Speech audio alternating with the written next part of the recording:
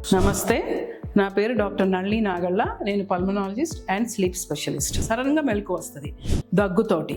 పగలంతా బాగానే ఉంటారు, రాత్రి పడుకోగానే దగ్గు వల్ల నిద్ర డిస్టర్బ్ అవుతూ ఉంటుంది. దీనికి కొన్ని కారణాలు ఉన్నాయి. పోస్ట్ నేసల్ డ్రిప్ అంటాం అనమాట. Acid reflux. మీరు మెట్లెక్కుతుంటే ఆయాస పడుతున్నారా? రొటీన్ యాక్టివిటీస్ చేయడం కూడా కష్టం అవుతుందా? ఇదంతా వయసు పెరగడం వల్ల అని కొట్టిపారేయకండి. ఎస్, వయసుతో పాటు కొంత స్లోయింగ్ అవుతుంది.